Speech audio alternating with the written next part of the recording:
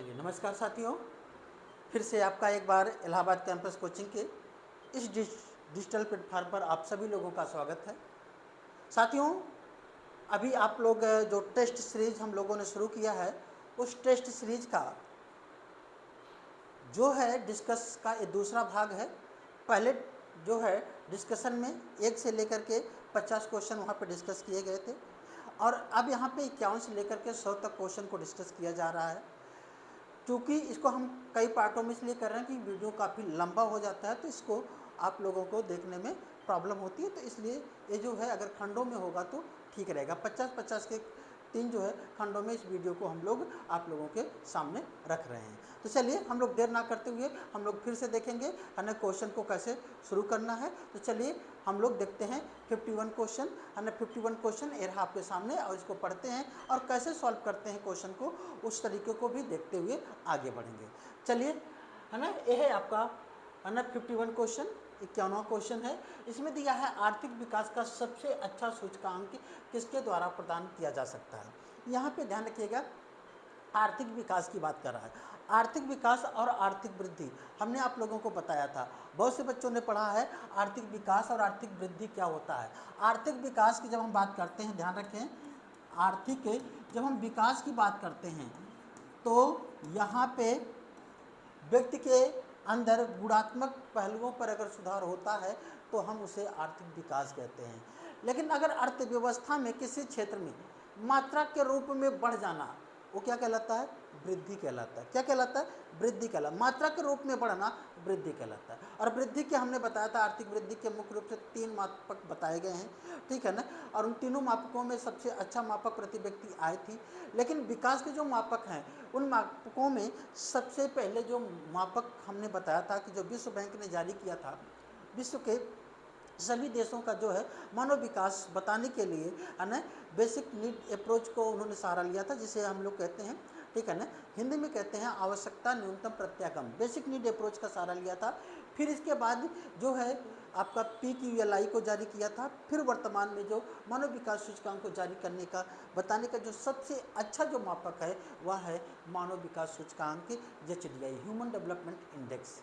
Human development index या संयुक्त राष्ट्र संघ की एक संस्था है UNDP, United Nations Development Programme, उसके द्वारा वो प्रत्येक वर्ष तैयार किया जाता है और जारी किया जाता है।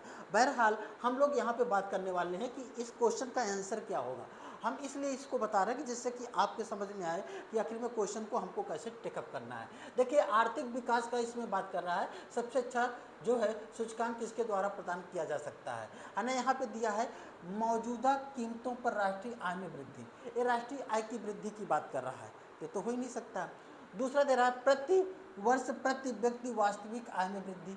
फिर ये वास्तविक आय में वृद्धि कह रहा है, वृद्धि के इंगित को कर रहा है। फिर बचत अनुपात में वृद्धि, बचत अनुपात में वृद्धि कह रहा है।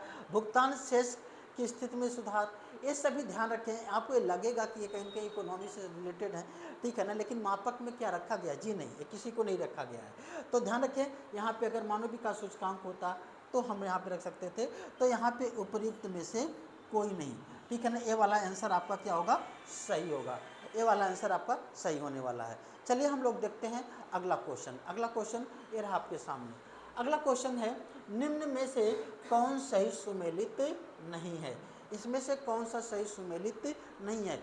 और ध्यान रखिए, इसमें दिया है जितने भी भारत परिषद अधिनियम हैं, ठीक है ना, जो ब्रिटिश सरकार के द्वारा, ठीक है ना, ब्रिटिश शासन व्यवस्था जब भारत में थी, उनके द्वारा जो अधिनियम वहाँ से पारित किए गए थे, जो भारत में आया था, उसके तहत कुछ जो है भारत में शासन की व्यवस्थाएं प्रदान की गई थी, वो किससे मैच नहीं करता है। तो सबसे पहले देखिएगा, भारतीय परिषद अधिनियम 1909 में इसमें क्या किया गया? दिया है बजट पर बहस करने का अधिकार।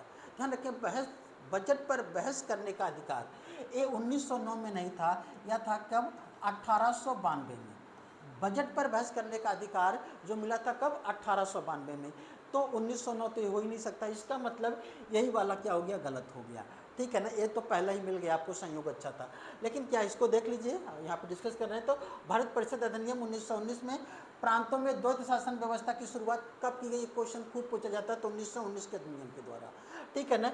रेगुलेटिंग एक्ट, इस रेगुलेटिंग एक्ट जिसे है ना 1773 का भारत सरकार अधिनियम भी कहते हैं, इसके तहत ही भारत में पहली बार सर्वोच्च न्यायालय की स्थापना की गई थी, है ना। पहली बार कब? 1774 में की गई थी। इसकी स्थापना कब? 1774 में की गई थी, है ना। पहली बार सर्वोच्च न्यायालय की स्थापना कलकत्ता में की गई थी। फिर भारत सरकार अधिनियम 1935 के द्वारा केंद्र में द्वैध शासन प्रणाली की शुरुआत की गई थी। ये बातें सही हैं, मतलब पहला गलत हो गया आपका, तो इस तरीके से आपका ए ऑप्शन गलत होगा। चलिए हम लोग देखते हैं अगला क्वेश्चन, क्वेश्चन नंबर 53। ये रहा आपके सामने। ये कह रहा है क्या? देखिए, राजा राम मोहन राय के संदर्भ में निम्नलिखित कथनों पर विचार कीजिए। राजा राम मोहन राय, ध्यान रखें, राजा राम मोहन राय को आधुनिक भारत का निर्माता कहा जाता है, आधुनिक शिक्षा का निर्माता कहा जाता है, भारत में का अग्रदूत कहा जाता है ना। उन्हें पुनर्जागरण का जनक कहा जाता है, कई नामों से उनको संबोधित किया जाता है। ध्यान रखिएगा राजा राम मोहन राय को। तो राजा राम मोहन राय बहुत महान व्यक्ति थे, ठीक है ना। उन्होंने बहुत देश के लिए कुछ करने की कोशिश किया था और उसमें सफल भी रहे। चलिए उनके कुछ जो है काम है उनके बारे में हम लोग देख करके यहाँ पे ऑप्शन को यहाँ पे सही करने की कोशिश करेंगे। तो चलिए पहला काम इनका क्या है, हम देखते हैं। इन्होंने सन 1821 ईस्वी में हिंदी भाषा में संवाद कौमुदी का प्रकाशन किया था।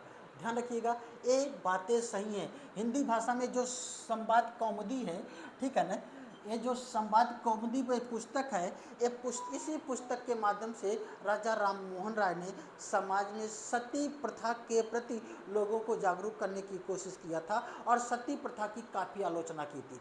तो संवाद कौमुदी वही पुस्तक है जो सती प्रथा के अंत के लिए उत्तरदायी था। आपको मालूम होगा सती प्रथा का अंत कब किया गया था? अंग्रेजों के द्वारा 1828 ईस्वी में, ठीक है ना।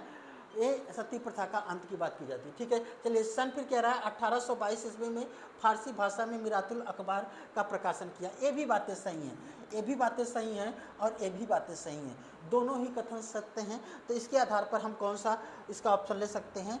तो 1 और 2 दोनों ये सही हैं, है ना। तो इसमें से कौन सा कथन सत्य है? तो 1 और दोनों ये सत्य हैं। चलिए अगला क्वेश्चन आपके सामने रहा एक, देखते हैं। इसमें 2 क्वेश्चन है, ठीक है ना। 2 क्वेश्चन को हम लोग देखेंगे यहाँ पे। भारत में सती प्रथा का उल्लेख मिलता है। अभी हमने आपको जब पिछली क्लास में, मतलब पिछले जो वीडियो है, जो पहला वाला भाग है, उसमें एक जो है डिस्कस करते हुए बातें आई थी कि, ठीक है ना, एरन अभिलेख में पहली बार सती प्रथा का उल्लेख किया गया है, ठीक है ना। तो वहाँ से ही अगर आप उसको देखेंगे तो क्वेश्चन का आंसर आप ऐसे ही कर सकते हैं। बहरहाल सती प्रथा का पहली बार उल्लेख है ना अभिलेख में कहाँ मिलता है? तो एरन अभिलेख में मिलता है।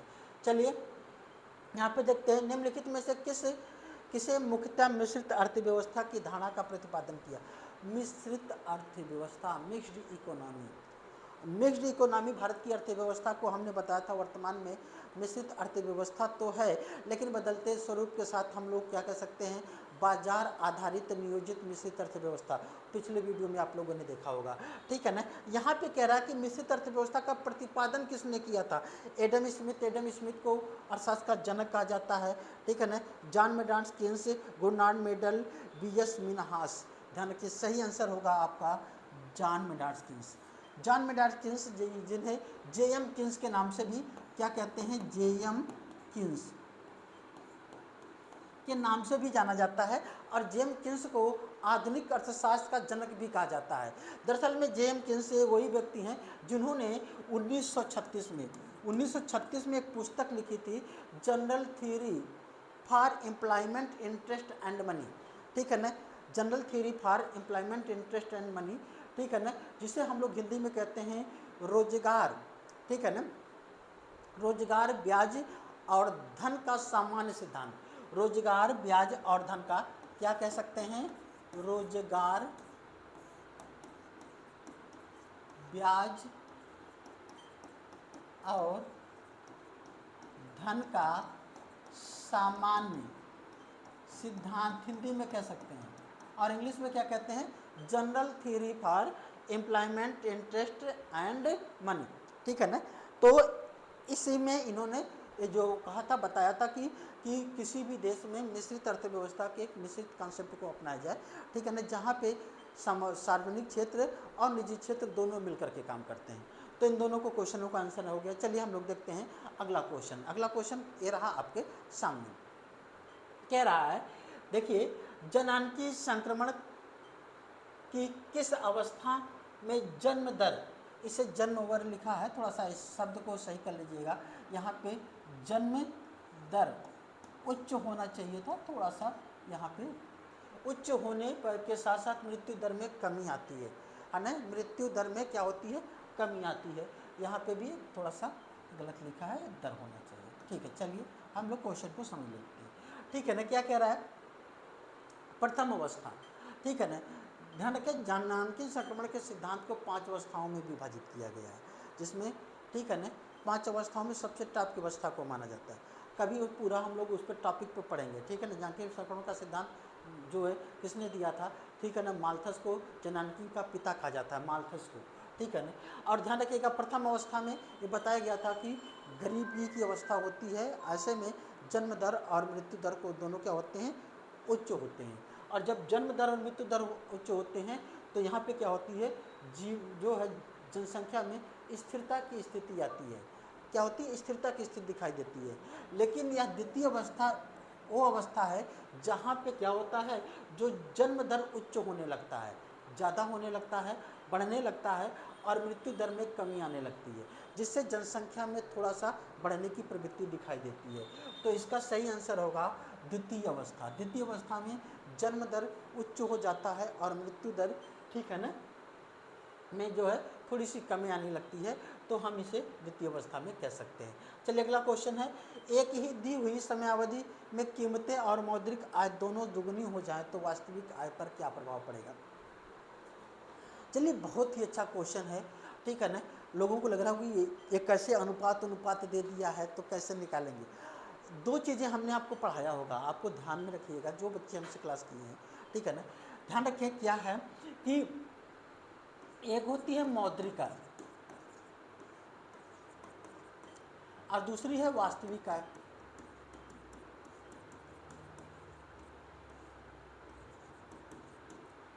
ठीक है ना। मौद्रिक आय क्या है, मुद्रा के रूप में आय का बढ़ जाना मौद्रिक आय कहलाता है, ठीक है ना। मुद्रा के रूप में, जैसे मान लीजिए किसी की आय 10,000 रुपये थी, 10,000 से क्या हो गई, 15,000 हो गई। क्या हो गई, 15,000 हो गई, तो हम कहेंगे कि मौद्रिक आय में वृद्धि हो गई। कितना बढ़ गया, 1.5 गुना हो गया। कितना बढ़ गया, 1.5 गुना। मतलब अगर हम देखें वृद्धि कितनी हुई, 50% की वृद्धि हो गई आय में। कितने, 50% की वृद्धि। भाई 100% की वृद्धि हो जाएगी तो डबल हो जाएगी, आधी वृद्धि हुई तो 50% की वृद्धि हुई। फिर कह रहा है वास्तविक आय, वास्तविक आय से संबंध है क्रय शक्ति क्षमता से, ठीक है ना, क्रय शक्ति क्षमता से। अब कीमत क्या है, मान लीजिए जब यहाँ पे कोई भी वस्तु क्या है, 10,000 रुपये जब कीमत थी, तो एक वस्तु की कीमत हम मान लेते हैं कितना, 20 रुपये, कीमत 20 रुपये थी।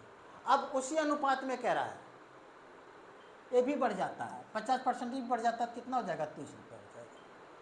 कितना हो जाएगा, 30 रुपये। तो वास्तविक आय में क्या होगी, वास्तविक आय का मतलब हमने बताया परचेजिंग पावर। तो ध्यान रखिएगा, जब 10,000 को हम 20 से भाग देते हैं तो 20 25 100, ठीक है ना, 500 वस्तुएं तब भी परचेज करता था। कितनी वस्तुओं को, 500 वस्तुओं को परचेज करता था।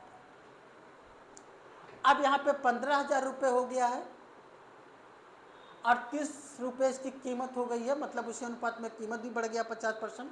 तो ये कितना करेगा, ये भी कितना करेगा, 20, यहाँ पे 500 ही करेगा, 30 25 150, 2 जीरो लगा दीजिए, ठीक है ना। तब भी ये 500 कर रहा है, तब भी 500 कर रहा है, मतलब परचेजिंग पावर नहीं बढ़ी। जब परचेजिंग पावर नहीं बढ़ी तो इसकी वास्तविक आय में वृद्धि नहीं हुई। तो यहाँ पे ऑप्शन देख लीजिएगा, वास्तविक आय कह रहा है, यहाँ पे देखिएगा, एक निश्चित ही समयावधि में कीमतें और मौद्रिक आय दोनों दुगनी हो जाए, 2 गुनी हो जाए या 1.5 गुनी हो जाए, तो वास्तविक आय में क्या होगी, वास्तविक आय पर क्या बढ़ेगी, नहीं बढ़ेगी, घटेगी, नहीं घटेगी, अपरिवर्तित रहेगी। ये वाला आपका आंसर सही है। क्या होगा, अपरिवर्तित रहेगी, कोई भी प्रभाव नहीं पड़ेगा, ठीक है ना। तो ध्यान रखिएगा, अपरिवर्तित रहेगी। ठीक है ना। तो सी वाला ये आपका ध्यान रखें, ये तो नहीं होगा, इसमें सही आंसर क्या होगा आपका सी वाला ऑप्शन होगा। चलिए इस तरीके से हम लोग देखते हैं अगला क्वेश्चन। अगला क्वेश्चन ये रहा आपका आपके सामने, कह रहा है मानव निर्धनता सूचकांक किस वर्ष मानव विकास रिपोर्ट में सर्वप्रथम प्रस्तुत किया गया। इसके बारे में भी हम लोगों ने डिस्कस किया है, बातें हुई हैं। हमने बताया था एक था एमपीआई, एमपीआई है ना, क्या था एमपीआई, और एक था जीडीआई, ठीक है ना, क्या था एएमपीआई। ये कह रहा है मल्टी डायमेंशनल, ध्यान रखिएगा, मानव निर्धनता, ठीक है ना, ह्यूमन जो है ना पावर्टी इंडेक्स, एचपीआई था, पहले क्या था एचपीआई। मानव निर्धनता सूचकांक को किस वर्ष से मानव विकास रिपोर्ट में जारी किया गया। सबसे पहले ध्यान रखिएगा 1997 एचपीआई जारी किया गया था, ह्यूमन पावर्टी इंडेक्स। और हमने बताया था फिर क्या किया गया 2010 में ह्यूमन पावर्टी इंडेक्स के स्थान पर क्या किया गया है एमपीआई जारी किया गया है, multi dimensional poverty index, multi dimensional poverty index. दोनों ही ये क्या है यूएनडीपी के द्वारा जारी किए जाते हैं उसी के साथ में, ठीक है ना। अब एचपीआई के स्थान पर एमपीआई, दोनों को जानते रहिए, एचपीआई भी पूछ सकता है एमपीआई भी पूछ सकता है। तो यहाँ पे अगर ये हो जाएगा तो क्या हो जाएगा है ना बहुउद्देशीय, ठीक है ना, बहु या क्षेत्रीय, ठीक है ना, निर्धनता सूचकांक, तो एमपीआई ये होगा तो 2010 और एचपीआई होगा तो 1997 में। चलिए अगला है भारतीय प्रतिस्पर्धा आयोग का गठन कब किया गया। भारतीय प्रतिस्पर्धा आयोग का गठन ध्यान रखिएगा कब किया गया, तो ये 2003 में किया गया था, है ना। 14 अक्टूबर 2003 में भारतीय प्रतिस्पर्धा आयोग का गठन किया गया था। ये भारत में प्रतिस्पर्धा को बढ़ाने के लिए और उससे संबंधित जो वाद विवाद हों उससे निपटने के लिए इस आयोग का गठन किया गया है। रणबीर कौर, ठीक है ना, रणबीर कौर इसकी वर्तमान में अध्यक्ष है। अगर आप लिखना चाहें तो लिख सकते हैं, रणबीर कौर इसकी वर्तमान में क्या है अध्यक्ष है, ठीक है ना। चलिए अगला क्वेश्चन आपके सामने रहा एक, अगला क्वेश्चन, ठीक है ना, पढ़ सकते हैं आप लोगों को, सभी लोगों को विजिबिलिटी अच्छे से है ना। सूची एक को सूची दो से सुमेलित करना है और नीचे दिए कोड की सहायता से उत्तर का चयन करना है। अब यहाँ पे देखिए ABCD एक ऑप्शन दिया है, यहाँ पे 4 ऑप्शन दिए हैं, कौन किससे संबंधित है, ठीक है ना। अब इसमें अगर थोड़ा सा भी अगर आपको नॉलेज है, थोड़ा सा भी नॉलेज है, इस क्वेश्चन को आप आंसर को बहुत अच्छे से टेकअप कर सकते हैं, ठीक है ना। 2-3 ध्यान रखें, समितियाँ तो बहुत ज़्यादा चर्चा में रहती हैं और बाद वनडे एग्जामों में भी बार बार पूछा जाता है और ओपेड क्वेश्चन होते हैं, उसे आप कर सकते हैं। जैसे एक नायक समिति है, नायक समिति किससे संबंधित है, नायक समिति लघु उद्योगों पर जो है के लिए गठित की गई थी, ठीक है ना। और एक मीरा सेठ समिति, ये बहुत पूछा जाता है, मैं बताऊं आपके एग्जामों में ये दोनों समितियां बहुत पूछी जाती हैं, ठीक है ना। और भी समितियों को पूछा जाता है लेकिन हम ये नहीं कहते हैं कि नहीं पूछा जाता, ठीक है ना, मिलाने के लिए अगर, लेकिन एक कई बार क्वेश्चन में आ चुके हैं। तो अगर कई बार क्वेश्चन है तो आप क्वेश्चन को आप रिपीट करके अगर आप याद कर रहे हैं तो आपके लिए यहीं से आपको क्या कर देगा, आपको सहायता कर देगा। अगर देख लीजिए ए वाले का 2 ऑप्शन सही है, तो अगर ए वाले में अगर कोई ऑप्शन ए में 2 दिखाई दे रहा है तो देखिए एक यहाँ पे है, ए वाले में है 2 और यहाँ पे 2 है, इसका मतलब यहाँ पे बी और सी नहीं हो सकते। अब यही 2 ऑप्शन सही है। अगर आपको अब मान लीजिए कि केवल एक ही मिला और दोनों में 2 है, तो अब इसमें भी अगर आप 50-50 लगा देंगे तो ध्यान रखिएगा क्वेश्चन सही होने की पॉसिबिलिटी ज़्यादा होगी, क्योंकि आपके पास सब तो 2 ही ऑप्शन है ना। चलिए अगर हमने देखा कि क्या और कोई हमको इसमें मालूम है, हाँ जी हाँ, मीरा सेठ समिति हथकरघा से समिति से संबंधित है, बहुत दिनों से पूछा है। तो अब क्या है सी का, अगर देखिए हम चौथा, तो सी का देखिए चौथा किस में सही है, सी का देखिए चौथा यहाँ पे सही है, बाकी नहीं मालूम है तब भी कर लिया। या इसे आपको मालूम है अर्जुन सेन किससे समिति है, तो अर्जुन सेन एक से समिति है, संबंधित है। राकेश किससे समिति है, राकेश मोहन समिति आधारित संरचना के वित्तीय से संबंधित है। ऐसे मिला लिया, अगर चारों नहीं मालूम है, मैं इसलिए आपको बता रहा हूँ कि जैसे आप क्वेश्चन को अगर कम भी मालूम है तब भी आप क्वेश्चन को कैसे टेकअप करोगे। ठीक है ना। इसमें ऑफलाइन भी लोग जो बैठे हैं इस चीज़ को समझिए ध्यान से कि कैसे क्वेश्चन को टेकअप करना है, और अगर इस तकनीक को आप अपनाते हैं तो आपके क्वेश्चन काफ़ी जो है सही होने की पॉसिबिलिटी बढ़ जाती है। ठीक है ना। चलिए अगला क्वेश्चन रहा ए आपके सामने। अगला क्वेश्चन है निम्नलिखित में है ना कौन सा कथन सत्य है ना। सत्य कथन कौन सा है, ध्यान रखिएगा। भारत में प्रथम ईपीजेड की स्थापना वर्ष 1965 में की गई थी। ध्यान रखिएगा, ईपीजेड कहा जा रहा है ना, इकोनॉमिक्स, ठीक है ना। यहाँ पे ध्यान रखिएगा ईपीजेड जो है एक जो सेज है आपका, ठीक है ना, special economics zone. Special economics zone का जो है सबसे पहले 1964 में, ठीक है ना, 1964 में, ठीक है ना। 64 और 65 आप दोनों समझ सकते हैं क्योंकि 64 में घोषणा की गई थी, 65 में स्थापित की गई थी। एक गुजरात के कांडला में इसकी स्थापना की गई थी, और इसके लिए पूरे देश में स्पेशल इकोनॉमिक्स जोन की स्थापना के लिए एक संसद के द्वारा अधिनियम बनाया गया था, जिसे 2000 में बनाया गया था। तो ये वाला भी सही है और ये वाला भी सही है। तो इस तरीके से आपका ऑप्शन क्या होगा, 1 और 2 दोनों सही होगा। चलिए अगला क्वेश्चन देख लीजिएगा। अगला क्वेश्चन क्या है आपके सामने।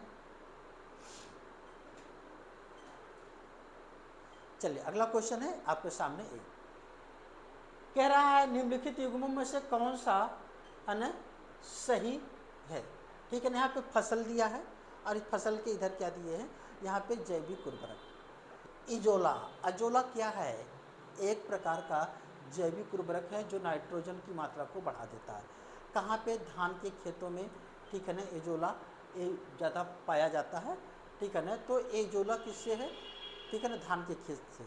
दलहन ध्यान रखिएगा, राइबोजोबियम एक बैक्टीरिया होता है जो दलहनी जितनी भी फसलें होती हैं उन फसलों की जड़ों में, ठीक है ना, वो इकट्ठा होकर के वहाँ पे नाइट्रोजन की मात्रा को इकट्ठा करता है और इस वजह से उसमें भी नाइट्रोजन की मात्रा बढ़ जाती है। तो एक प्रकार से जैविक उर्वरक है। ठीक है ना।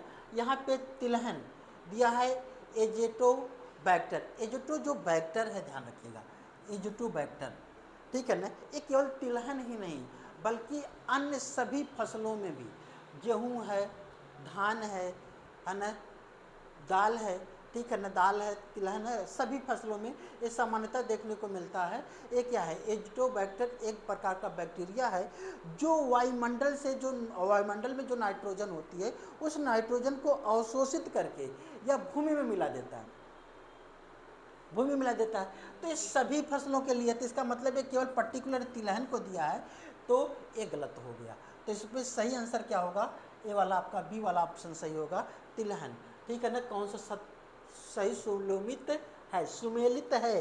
तो ध्यान रखिएगा, अब यहाँ पे आप सभी को लगा सकते हैं क्योंकि ये भी सुमेलित है और ये भी सुमेलित है, और ये सभी फसलों में हमने बताया तिलहन दलहन सब में होता है, तो ये भी एक तरीके से सुमेलित ही है। और इसमें ऑप्शन दिया है ना सभी, तो इसमें डी वाला ऑप्शन लगाएं तो ज़्यादा सही होगा। इसका सही आंसर क्या होगा, डी वाला। समझ रहे हैं ना कैसे करेंगे, तो इसको ऐसे करेंगे। चलिए अगला क्वेश्चन रहा आपके सामने, ये रहा, आप इसको देखिएगा अगला क्वेश्चन। ठीक है ना। अगला क्वेश्चन आपके सामने ये, ठीक है ना। अगला क्वेश्चन क्या है, गद्दी पर क्या, अच्छा ये वाला क्वेश्चन कराना था आपको। चलिए ये वाला क्वेश्चन थोड़ा सा देख लीजिए क्या है। ठीक है ना, ये वाला क्वेश्चन है पूषा वैभव। ये यहाँ पे दिया है सुमेलित करना है, ठीक है ना, सुमेलित करना है। और ध्यान रखें सुमेलित में इसमें कौन सा सुमेलित है, ध्यान रखें। यहाँ पे जैसे पूषा वैभव किसकी प्रजाति है, मैसूर दाल की एक प्रजाति है, जो मंसूर जो दाल होती है, मसूर जो दाल होती है उसकी पूषा वैभव एक प्रजाति है। ठीक है ना। इसके अलावा लूनीश्री किसकी प्रजाति है, इसमें से लूनीश्री की अगर हम बात करें तो यह मछली की प्रजाति है, मछली की प्रजाति, मछली की प्रजाति लूनीश्री, ध्यान रखिएगा। फिर इसके बाद है ना सोनारा 64 अभी आप लोगों को हमने पढ़ाया था, याद है ना। सोनारा 64 एक गेहूँ की प्रजाति है, ठीक है ना, इसी से क्यों लगा सकते थे आप, ठीक है ना। सी का चौथा देखिए किसी में सही है, इसमें 2 ऑप्शन है, सी का चौथा, ठीक है ना। अब इसमें और भी आपको मालूम हो जाए, है ना, पूसा जय किशन एक इसकी है सरसों की प्रजाति है, ठीक है ना। तो ध्यान रखिएगा यहाँ पे ये लूनी नहीं है, ये लोना होना चाहिए, क्या होना चाहिए, लोनाश्री। तो ध्यान रखिए उत्तर प्रदेश के, ठीक है ना, का एक क्षेत्र है मुजफ्फरनगर, वहाँ पे लोनाश्री एक गेहूँ की प्रजाति है जो उसकी बुआई होती है, बड़े पैमाने पर नहीं, तो लूनी के बजाय लोनाश्री होनी चाहिए, ठीक है ना। तो ये यहाँ पे ये सही हो जाता है अगर लोनाश्री होता है। तो इस तरीके से हम लोग ये देख लेंगे कि क्या होगा, ए का आपका 3 होगा, ए का 3, ठीक है ना, और डी का 80 का 4, ये वाला आपका बी वाला ऑप्शन आपका सही हो जाएगा, ठीक है ना। तो आप इसी से कर सकते थे, ठीक है ना, आपने किया होगा, ठीक है, थोड़ा सा ऐसे लगाना है, ठीक है ना, तो क्वेश्चन आपको जल्दी से रिकवर करेंगे, ठीक है ना। चलिए अगला क्वेश्चन क्या है, गद्दी पर बैठने से ठीक पूर्व इल्तुतमिश कहाँ का इक्तादार था, मतलब कहाँ का इक्तादार या सूबेदार हम कह सकते हैं, वो कहाँ का था, तो ये बदायूं का सूबेदार था, कहाँ का था, बदायूं का ये सूबेदार था। और ध्यान रखें जब कुतुबुद्दीन ऐबक की मृत्यु हो जाती है तो इसे बदायूं से बुला करके दिल्ली की गद्दी पर आसीन कर दिया जाता है, ठीक है ना। इल्तुतमिश की पुत्री रजिया सुल्तान थी जो इतिहास में काफ़ी फेमस हुई है। इल्तुतमिश दिल्ली सल्तनत में कई स्थापत्य कलाओं के बारे में अपना महत्वपूर्ण योगदान दिया है। लेटर में हम लोग इतिहास में जब कभी इल्तुतमिश को पढ़ेंगे तो वहाँ पे देखेंगे। चलिए अगला क्वेश्चन क्या है, किराता जुर्नियम के लेखक भारवी किस वंश के दरबार से संबंधित है, भारवी ध्यान रखिएगा ये पल्लव वंश से संबंधित है, ठीक है ना, पल्लव वंश, ठीक है ना, पल्लव वंश के जो शासक थे उसके दरबार में ये रहा करते थे भारवी, इसको आपको मालूम होना चाहिए। चलिए आगे देख लेते हैं अगला क्वेश्चन क्या है आपके सामने, ठीक है ना। और ध्यान रखिएगा ये जो पल्लव वंश है यहाँ का जो मुख्य शासक था सिंह विष्णु था, कौन था, सिंह विष्णु, या इसे अवनी विष्णु भी कह सकते हैं, ठीक है ना। अच्छा उसको हम लोग सिंह विष्णु के दरबार में सबसे ज़्यादा था, जो भारवी था कहाँ पे, सिंह विष्णु, इसे अवनी विष्णु भी कहते हैं। हम इसलिए बोल रहे हैं ना, कभी आपको नाम बदल करके पूछ ले तो आप लोग पल्लव के बजाय किसके काल में, तो सिंह विष्णु या अवनी विष्णु के ही काल में ये भारवी हुआ करते थे, जिन्होंने किरातार्जुनीयन नामक एक पुस्तक की रचना की थी। और अब जो पूरा महाकाव्य है, एक जो महाकाव्य संस्कृत भाषा में, इसको भी ध्यान रखिएगा, एक इसमें है संस्कृत भाषा में, ठीक है ना। किरातार्जुनीयन एक पुस्तक क्या है, ये महाकाव्य है, संस्कृत भाषा में है। और इसमें है क्या, इसमें अर्जुन और शिव के युद्ध का वर्णन है। इसमें क्या है, जो युद्ध का वर्णन है वो अर्जुन और शिव, ठीक है ना। ऐसे क्वेश्चन दरअसल में जो अब बनते हैं उसको आप लोग समझने की कोशिश करिए, ठीक है ना, नहीं तो यहाँ पे आपको दिक्कतें होंगी, ठीक है ना। चलिए अगला क्वेश्चन क्या है, चलें अगला क्वेश्चन हम लोग देखते हैं, ये रहा आपके सामने। भारतीय मानक समय SIT एवं ग्रीनविच माध्य समय GMT में अंतर पाया जाता है, ठीक है ना। जो भारत का मानक समय रेखा है वो कितना, 82.5 डिग्री, ठीक है ना, देशांतर से होकर के गुजरती है, ठीक है ना। और जो GMT है माध्यमान जो रेखा है ना, तो GMT ये कहाँ से गुजरता है, ठीक है ना, ये ब्रिटेन के शहर से गुजरता है। तो वहाँ से अगर हम कंपेयर करके देखते हैं तो भारत का जो समय है वो 5.5 घंटा ये आगे है, प्लस 5.5 घंटा यहाँ पे दिया है, तो ये वाला ऑप्शन आपका सही होगा, तो बी वाला आपका आंसर सही है। चलिए अगला क्वेश्चन है आपके सामने, ये है अपनी ऐतिहासिक यात्रा पर PM मोदी ने घाना के नेताओं से ऐतिहासिक हस्तशिल्प उपहार में दिए। PM मोदी ने घाना के राष्ट्रपति को कौन सा शिल्प या उपहार में दिया था, ये बहुत ही महत्वपूर्ण क्वेश्चन है, ठीक है ना। सबसे पहले जो घाना के राष्ट्रपति हैं जॉन महामा हैं, जॉन महामा यहाँ के राष्ट्रपति हैं, ठीक है ना। और अभी हमारे देश के प्रधानमंत्री जुलाई 2025 में यहाँ की यात्रा की है, जुलाई 2025 में। तो इन्होंने कुछ उपहार ले गए थे, तो उपहार में इन्होंने दिया क्या है, ठीक है ना, ध्यान रखिएगा। राष्ट्रपति को दिया है बिदरी का फूलदान, बिदरी का फूलदान। कहेंगे सर बिदरी का फूलदान ये क्या, क्यों इतनी चर्चाओं में है? दरअसल में पूछा भी जा सकता है, बिदरी, ठीक है ना, हस्तशिल्प कला किस राज्य में पाई जाती है? तो ये बिदरी जो हस्तशिल्प कला है एक कर्नाटक में, ध्यान रखिएगा, कर्नाटक का एक शहर है बिदरी, है ना, बिदरी में एक कला पाई जाती है। ये है क्या? दरअसल में यहाँ पे कुछ धातुओं के, ठीक है ना, एक कलाकृतियाँ बनाई जाती हैं कई धातुओं को मिला करके, ठीक है, जिसमें तांबा है, जस्ता है, ये अलग अलग धातुएं, एक ही कलाकृति में अलग अलग धातुओं को मिला जाता है, मिला करके फिर उसको बहुत पॉलिश वगैरह करके चमकाया जाता है, फिर प्लास्टिक से उस पर कवर किया जाता है। तो ये बहुत ही, इसका जो है एक अलग ही अनोखे तरीके का दिखने लगता है। तो ये हमारी देश की एक बहुत ही अच्छी कलाकृति है, और यह कलाकृति पूरे भारत में प्रसिद्धि के साथ साथ विश्व में भी इसकी काफ़ी प्रसिद्धि है, लोग इसको बहुत पसंद करते हैं। तो जो बिदरी जो कला है कर्नाटक में पाई जाती है, ठीक है ना, इसको इन्होंने दिया था किसको? वहाँ के राष्ट्रपति को दिया था, ठीक है ना। अच्छा, एक चांदी की, है ना, फिलिग्री पर्स भी इन्होंने दिया है, किसको दिया है? ये वहाँ की राष्ट्रपति की पत्नी को दिया है, ये वहाँ की जो राष्ट्रपति की, है ना, इसको दिया, किसको? ये राष्ट्रपति की पत्नी को प्रदान किया इन्होंने, ठीक है ना, एक पर्स दिया था कि लीजिए मैडम ये पर्स लीजिए, ठीक है ना। और एक और भी ध्यान रखिए, वहाँ के जो उपराष्ट्रपति थे उसको उन्होंने कश्मीरी शाल दी थी, पश्मीना कश्मीरी शाल, है ना, एक यहाँ पे पश्मीना कश्मीरी शाल इन्होंने भेंट किया था इन तीनों लोगों को, ध्यान रखिएगा। तो एक क्या था, आप लोग समझ गए होंगे, ठीक है ना। सबसे पहले बिदरी जो हस्तशिल्प है, ठीक है ना, ये जो कलाकृति है इसको समझिएगा कहाँ पे पाई जाती है, तो कर्नाटक के बिदरी शहर में। चलिए अगला देख लेते हैं, ठीक है ना।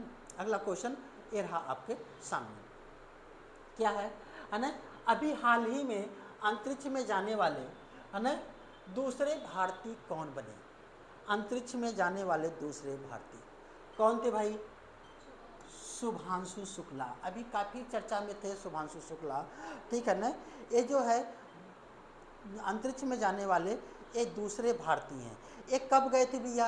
ये अगर देखा जाए 25 जून 2025 को, और भारत के समय अनुसार 26 जून 2025 को। तो समय क्या है? 25 जून 2025, और भारत के समय अनुसार 26 जून 2025 को यहाँ की यात्रा किए थे, ठीक है ना। एक हालांकि पहले ही गए थे, ये वापस आए थे, जब ये वापस आए थे तब ये काफ़ी चर्चाओं में थे, ठीक है ना। हालांकि 18 दिन की यहाँ पे स्पेस में इन्होंने बिताया है। और ध्यान रखें ये ऐसे पहले नहीं हैं, ये दूसरे भारतीय हैं। तो इसका मतलब पहले भारतीय कौन थे जो अंतरिक्ष की यात्रा किए थे? जो पहले भारतीय थे वो थे राकेश शर्मा। राकेश शर्मा भी ऑप्शन में है। ये 1984 में इन्होंने 1984 में स्पेस की यात्रा की थी, ठीक है ना, इन्होंने ये स्पेस की यात्रा की थी। अच्छा, अभी एक किस जो है उससे गए थे, तो ध्यान रखिएगा स्पेस एक्स ड्रैगन से गए थे। एक किससे गए थे शुभांशु? स्पेस एक्स ड्रैगन से इन्होंने इसकी यात्रा की थी। और ये अभी आरओ का जो एग्जाम हुआ है ना, ये पूछा गया है, ये क्वेश्चन पूछा गया था किससे, ये वहाँ पे एक किसकी यात्रा, किसके माध्यम से यात्रा किए थे? तो स्पेस एक्स ड्रैगन के माध्यम से किए थे। अभी बात आती है कहाँ से ये गए थे। अभी पूछ ले, ये जो है क्वेश्चन पूछा जा सकता है कि शुभांशु शुक्ला इन्होंने अंतरिक्ष में जो गए थे एक किस स्पेस सेंटर से गए थे? तो ध्यान रखिएगा ये कनेडी स्पेस सेंटर से गए थे। कहाँ से गए थे? Kennedy space centre, Kennedy space centre एक कहाँ पे है? कनेडी स्पेस सेंटर, ध्यान रखिएगा ये अमेरिका के फ्लोरिडा प्रांत में है। कहाँ पे है? फ्लोरिडा, फ्लोरिडा में है।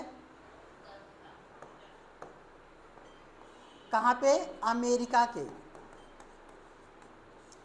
ध्यान रखिएगा अमेरिका के फ्लोरिडा प्रांत में है। और ध्यान रखें अमेरिका का जो सबसे बड़ा जो है, अगर वहाँ पे वैज्ञानिक संस्था अगर इस हम बात करें तो वह है नासा। कौन सा है? नासा, NASA, नासा है। ठीक है ना। ये कहाँ पे नासा स्थित है?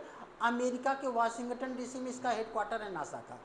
कब ये इस्टेब्लिश हुआ था? तो ध्यान रखिएगा 1957 में इसको इस्टेब्लिश किया था अमेरिका ने, नासा को। इसका फुल फॉर्म क्या होता है? ये होता है नेशनल, ठीक है ना, national aeronautics and space administration होता है।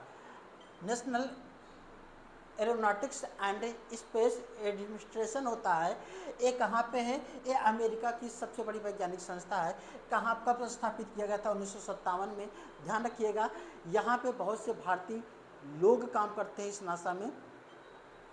और ये ध्यान रखें, ये तब इसने स्थापित किया था जब रूस ने अपना पहला उपग्रह, है ना, अपना पहला उपग्रह जो है प्रक्षेपित कर दिया था, स्पुतनिक जिसका नाम था। अब उसको जब उसने प्रक्षेपित किया, अपना उपग्रह भेजा था रूस ने, तब अमेरिका ने कहा कि हम पीछे क्यों रहे। तब उसने उपग्रह प्रक्षेपण के लिए इस सेंटर की स्थापना की थी। चलिए अगला क्वेश्चन हम लोग देखते हैं। ये रहा आपके सामने अगला क्वेश्चन, ठीक है ना। इसी में देख लेते हैं, वह व्यक्ति हाल ही में जो भारतीय प्रतिभूति एवं विनिमय बोर्ड सेबी के नए कार्यकारी निदेशक बने हैं। तो कौन से कार्यकारी निदेशक बनाए गए हैं? ध्यान रखिएगा। तो इसका सही आंसर क्या है? कार्यकारी निदेशक इसके कौन है? ठीक है ना। तो कौन है? कौन है? कौन है?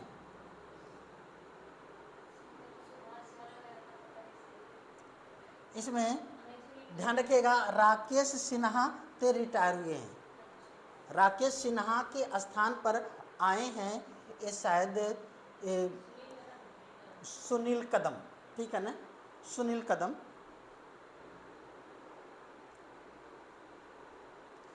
ठीक है ना। चलिए अगला देख लीजिएगा, अगला क्या है? यहाँ पे मिलाने के लिए दिया है, दो सूचियों को दिया है मिलाने के लिए। ये कैसे मिलाएंगे? ये दिया है, वंश दिया है और उनका कार्यकाल दिया है। वंश दिया है और उनका क्या दिया है? कार्यकाल। तो ध्यान रखिए, वंश और कार्यकाल जब उसने दिया है तो उसी के अनुसार हम लोग इसको सॉल्व करेंगे, ठीक है ना। सबसे पहले तुलु वंश। तुलु वंश का कार्यकाल कब से कब तक? 1505 से 1570। ये जो तुलु वंश था 1505 से 1570, ये हो गया। संगम वंश, संगम वंश ध्यान रखिएगा, ये है 1536 से लेकर के 1336 से लेकर के 1485, ये संगम वंश है। और फिर अरबीडू वंश है, ये इसका कार्यकाल है। और सालू वंश है, ये इसका कार्यकाल है। इस तरीके से एक का दो देखिए कहीं पे है, एक का दो केवल एक ही देखिए मिल गया, केवल एक ही से आपको लगा सकते हैं, है ना। बी का 4 देखिए, बी का 4 भी दिया है ना। सी का 1 दिया है और डी का क्या दिया है? 3 दिया है। तो आगे इसमें केवल एक से ही आप लगा सकते थे अगर आपको, ठीक है ना, केवल एक भी अगर याद है तो ऐसे ऑप्शन के आधार पर भी आप उसको सेट कर सकते हैं। ये है रीजनिंग, ठीक है ना।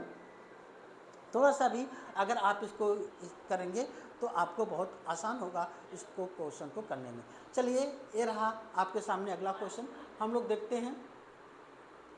कह रहा है ना, सरार में है ना विभिन्न रोगाणुओं के विरुद्ध रक्षात्मक प्रक्रिया के फलस्वरूप बनने वाला प्रोटीन क्या है? चलिए इसको थोड़ा सा हम लोग, कुछ लोगों को विजिबिलिटी नहीं हो रही है, सरार नहीं है बल्कि क्या है? शरीर है, ठीक है ना, क्योंकि ये आपको थोड़ा सा ज़्यादा बड़ा फॉन्ट हो गया था। शरीर के विभिन्न रोगाणुओं के विरुद्ध रक्षात्मक प्रक्रिया के फलस्वरूप बनने वाला प्रोटीन क्या है? कौन सा प्रोटीन बनता है जो रक्षात्मक प्रक्रिया में भाग लेता है? तो है सी ऑप्शन, है ना, ग्लिपेटाइटिस ये जो है ये बनता है। और बाकी जैसे ग्लूकोजन है, एनर्जी देने के लिए बनता है, इंटरफेरान है, या इनमें से कोई नहीं, तो आपको सी वाला आपका ऑप्शन सही होगा। चलिए अगला क्वेश्चन ये रहा आपके सामने, देखिएगा क्या है। निम्नलिखित में से कौन सा एक यांत्रिक ऊर्जा को ध्वनि ऊर्जा में परिवर्तित करता है? यांत्रिक ऊर्जा को किस में? ध्वनि ऊर्जा में परिवर्तित करता है। तो वह है सितार। सितार एक यंत्र है, ध्वनि यंत्र है, और जब इसको बजाते हैं तो किसमें होता है, ध्यान रखिएगा, ये जो है ध्वनि ऊर्जा में परिवर्तित हो जाता है। माइक्रोफोन नहीं होगा, ध्यान रखिएगा, माइक्रोफोन नहीं होगा, ठीक है ना, माइक्रोफोन, ठीक है ना, ये नहीं होगा। सितार इसमें सीधा ये ध्वनि ऊर्जा में ये कन्वर्ट करता है। चलिए अगला क्वेश्चन क्या है, अगला क्वेश्चन ये रहा आपके सामने, हम लोग देखते हैं अगला क्वेश्चन है ना, कह रहा है प्रतिध्वनि निम्नलिखित में से किस कार्यकारी सिद्धांत पर कार्य करती है। प्रतिध्वनि आप ध्यान देखे होंगे, जब कभी कभी बड़े से हाल में आप लोग जाते हैं तो इको होता है, उसी इको को ही प्रतिध्वनि कहते हैं, ठीक है ना, हम बोलते हैं और हमारी ये आवाज़ हमको पुनः सुनाई देती है, ठीक है ना, तो ये किसके कारण होता है, इसमें ध्वनि के परावर्तन के कारण होता है, किसके, ध्वनि के परावर्तन के कारण। और कितना होना चाहिए, किसी भी ध्वनि के परावर्तन के लिए वक्ता और परावर्तक के बीच की दूरी कितनी होनी चाहिए, लगभग 17 मीटर होनी चाहिए, 17 मीटर, एग्जैक्ट तो 16.6 मीटर है, ठीक है ना, लेकिन 17 मीटर के लगभग अगर ये है तो ध्यान रखिएगा वहाँ पे प्रतिध्वनि उत्पन्न होगी, ठीक है ना। तो इसके हाल को भी, साइज को आपको ध्यान में रखना है और समझते हुए चलना है। रिसीव करके बता दीजिए क्या है किसी से। चलिए आगे देख लीजिएगा, अगला क्वेश्चन क्या है, अगला क्वेश्चन है, ठीक है ना, खगोलीय दूरदर्शी में किस प्रकार के दर्पण का प्रयोग किया जाता है। खगोलीय दूरदर्शी, खगोल जो बहुत दूर के जो दूरबीन होते हैं, उन दूरबीनों को देखने के लिए किसका प्रयोग किया जाता है, ठीक है ना, तो यहाँ पे अवतल दर्पण होगा, सही आंसर क्या होगा, अवतल दर्पण, ठीक है ना, अवतल दर्पण, ठीक है ना। ये क्या करता है, अवतल दर्पण लगा करके पूर्व उसके साइज को एक सेंटर में बना लिया जाता है, तो उसी के माध्यम से फिर देखने में ये क्या होता है, आपको आसानी होती है, बहुत दूर की चीज़ें भी आप लोग इसको देख सकते हैं, ठीक है ना। चलिए साइंस का है क्वेश्चन, और अक्सर क्वेश्चन आता है तो एक क्वेश्चन को आप एकदम से ध्यान रखिएगा। चलिए अब रहा है अगला क्वेश्चन आपके सामने एक, ठीक है ना, क्वेश्चन है, फिर यहाँ पे सुमेलित करना है, ठीक है ना, सूची 1 को सूची 2 से सुमेलित करना है और सही कूट का आपको क्या करना है, आंसर देना है। ध्यान रखिएगा, यहाँ पे आप लोगों ने देखा होगा जेके नगर, है ना, जेके नगर आप लोगों ने खूब पढ़ा होगा, ये किसके लिए प्रसिद्ध है, ठीक है ना, जेके नगर अगर हम देखें तो किसके लिए, एल्युमिनियम के लिए प्रसिद्ध है। जेके नगर किसके लिए प्रसिद्ध है, एल्युमिनियम के लिए। ताबा अगर देखें, मजालखंड मध्य प्रदेश में, ठीक है ना, पाया जाता है ना, ताबा के लिए मजालखंड है, ये मध्य प्रदेश में है, कहाँ पे है, ध्यान रखिएगा, मध्य प्रदेश में है। यहीं पे कापर प्रोजेक्ट चलता है, कापर प्रोजेक्ट, ठीक है ना, इसी, ठीक है ना, मलाज खंड में ही कापर प्रोजेक्ट चलाया जा रहा है, इसको ध्यान रखिएगा। फिर इसके बाद अगर देखेंगे जस्ता के लिए क्या है, भाटपाड़ा है, जस्ता के लिए भाटपाड़ा, और जूट के लिए आपको टोडो। तो इस तरीके से आप मिला लीजिए, देख लीजिए, ए का क्या है, ए का 4, ए का 4 ध्यान रखें, ए का 4 यहाँ पे इसमें भी है और इसमें भी है, ए वाला नहीं होगा, अब ए वाला नहीं होगा। फिर देख लीजिए 2 का क्या होगा, 3, ठीक है ना, बी का क्या होगा, 3, बी का 3 इसमें भी है और इसमें भी है, देखिए, ठीक है ना। अब यहाँ पे ये भी मालूम होना चाहिए, काम नहीं चल पा रहा।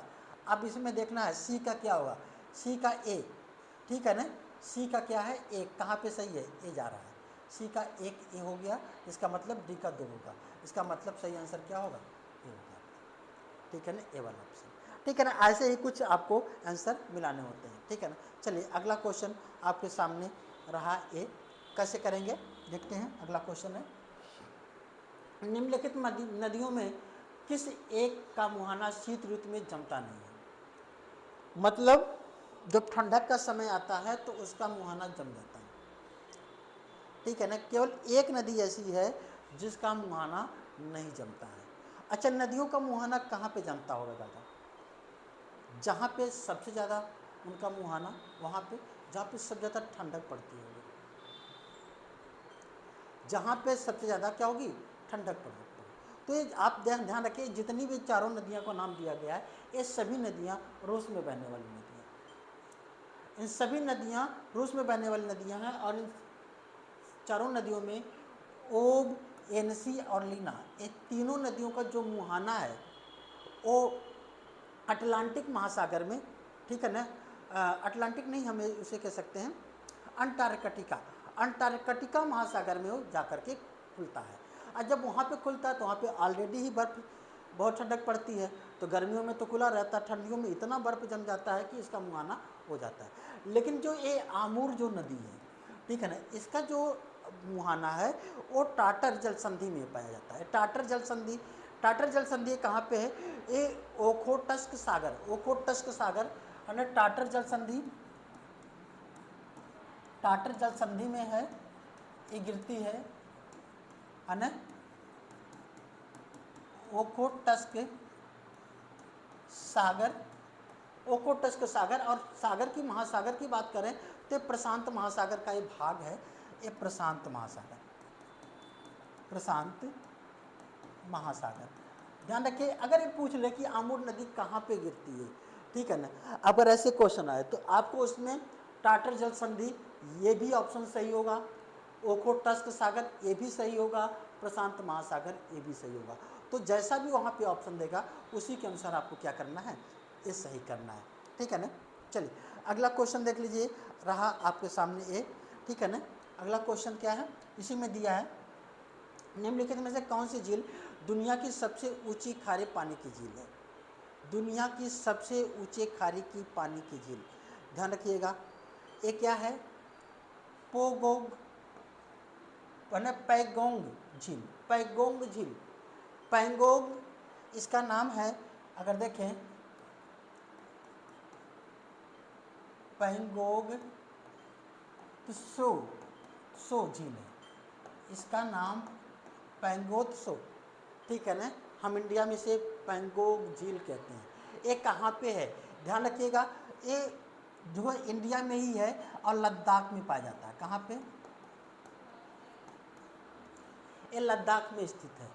ये दुनिया की सबसे ऊंची, अगर देखें तो है ना, ये झीलों में से है और खारे पानी की झील है, ठीक है ना। यहाँ पे पानी कैसा है?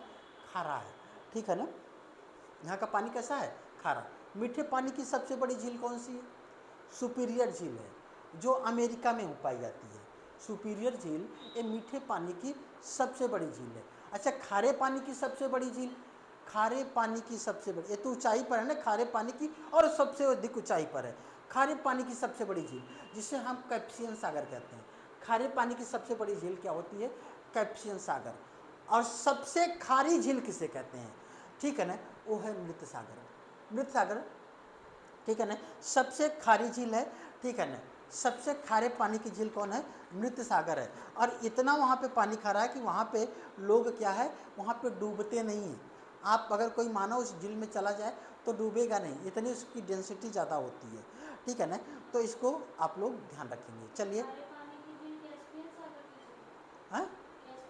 हाँ, खारे पानी की सबसे बड़ी झील है, उसे कौन है? कैप्सियन सागर।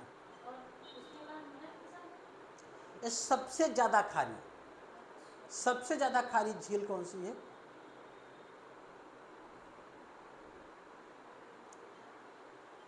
ठीक है, चलिए अगला क्वेश्चन हम लोग देखते हैं, ये रहा आपके सामने।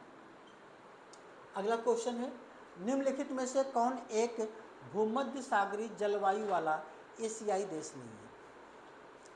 भूमध्य सागरीय जलवायु वाला, ठीक है ना, ये देश नहीं है, ठीक है ना। तो इसमें कौन सा आपका आंसर सही हो सकता है? ठीक है ना, जल्दी से इसको आप लोग बताने की कोशिश करिए, कौन सा आंसर सही होगा? कोई भी व्यक्ति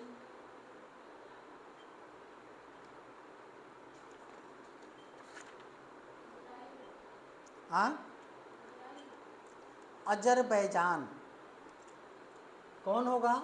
अजरबैजान, या यूरोप में है और बाकी सब एशिया के क्षेत्रों में स्थित है, ठीक है ना। चलिए, संयुक्त राज्य अमेरिका का होमोटस्क खान किसके लिए प्रसिद्ध है? संयुक्त राज्य अमेरिका में जो होमोटस्क खान है वो किसके लिए प्रसिद्ध है?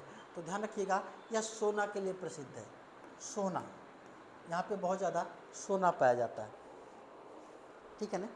चलिए अगला क्वेश्चन रहा आपके सामने एक, क्या है?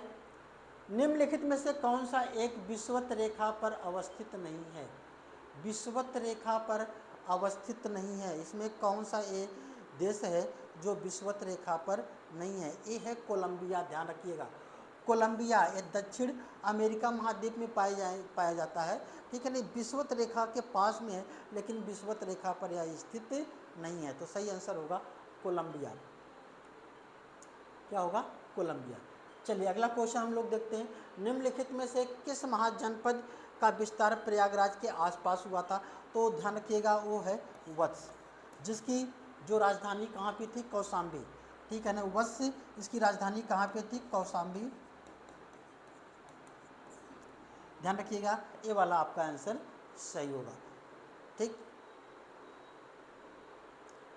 चलिए अगला क्वेश्चन हम लोग देखते हैं। ये रहा आपके सामने, यहाँ पे कुछ दिया है, सूची 1 को सूची 2 के साथ सुमेलित करना है, ठीक है ना। सूचियाँ दिया है और उसमें आपको सही पहले मिलाना है, मिलाने के बाद आपको क्या करना है? इसको सही करना है, बताना है कि इसमें सही क्या होगा। सुरसेन, सुरसेन की अगर हम बात करें तो कौन सा क्षेत्र है? ये मथुरा, इसकी राजधानी कहाँ पे थी? मथुरा। काशी, आप लोग जानते हैं यूपी के रहने वाले होंगे तो काशी की राजधानी कहाँ पे थी? वाराणसी, ठीक है ना। ऐसे ही कुरु, कुरु की राजधानी कहाँ पे थी? इंद्रप्रस्थ, जो वर्तमान में दिल्ली है, दिल्ली वाला क्षेत्र। बचा कौन? मल्ल, मल्ल की राजधानी कहाँ पे थी? ये कुशीनगर, पावर। अब इसी के आधार पर इसे मिला लीजिए, ठीक है ना। तो सुरसेन ए का चौथा, तीसरा, ए का तीसरा, देखिए 3 है यहाँ पे, इसका मतलब ए वाला और ए वाला ऑप्शन नहीं होगा। अब 2 ऑप्शन मिल गए आपको। अब इसमें कुरु, इंद्रप्रस्थ, बी का 1, बी का 1 ये वाला सही हो गया। मल्ल का, ठीक है ना, सी का चौथा और डी का दूसरा, ये वाला। इसका मतलब सही आंसर क्या होगा? ये वाला। सही आंसर क्या होगा? ए का सही होगा, ठीक है ना। चलिए अगला क्वेश्चन हम लोग देखते हैं आपके सामने, ठीक है ना। ये अगला क्वेश्चन है, कह रहा है निम्न कथनों में से कौन सा एक कथन है ना सही है? मतलब एक कथन सही है और दूसरा कथन सही नहीं है। वो कौन सा कथन सही है भाई? चलिए देख लेते हैं क्या कह रहा है। कह रहा है गोमती नदी गाजीपुर के निकट कैथी नामक स्थान पर गंगा नदी से मिलती है। ये बातें सही हैं, कैथी नामक स्थान पर गोमती नदी गंगा से मिलती है। फिर कह रहा है राप्ती नदी गोरखपुर में घाघरा से मिलती है। नहीं, ये वाला ऑप्शन आपका सही नहीं होगा। गोमती नदी, ठीक है ना, राप्ती नदी ये बरहज देवरिया में पड़ता है, ये गोरखपुर नहीं बल्कि ये देवरिया है। और कौन सा स्थान है? बरहज, बरहज स्थान है, देवरिया में पड़ता है, ये गोरखपुर नहीं है ना। घाघरा से मिलती है, तो ये वाला तो हो गया गलत। तो इसका मतलब इसमें केवल एक सही होगा। तो इस तरीके से ऑप्शन आपका केवल ए सही है। चलिए अगला क्वेश्चन हम लोग देखते हैं। अगला क्वेश्चन ये रहा आपके सामने, ठीक है ना। अगला क्वेश्चन, ठीक है ना, सभी लोग पढ़ पा रहे हैं? चलिए उत्तर प्रदेश, ध्यान रखिए कि थोड़ा सा हम इसको सही कर लेते हैं, ठीक है ना, थोड़ा सा।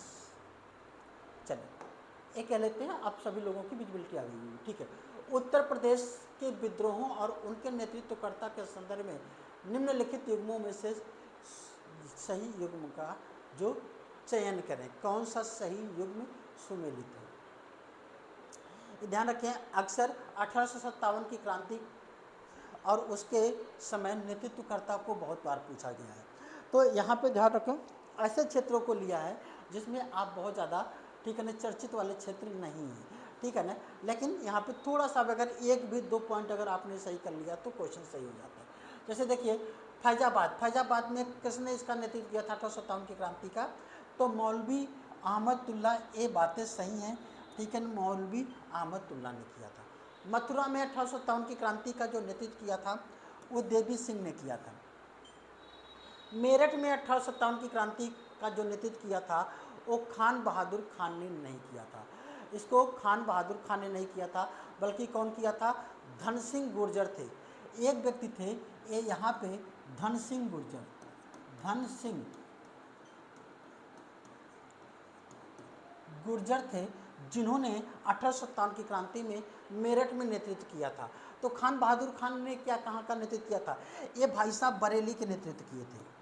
ये बरेली, खान बहादुर खान ने कहाँ पे? बरेली का इन्होंने नेतृत्व किया था।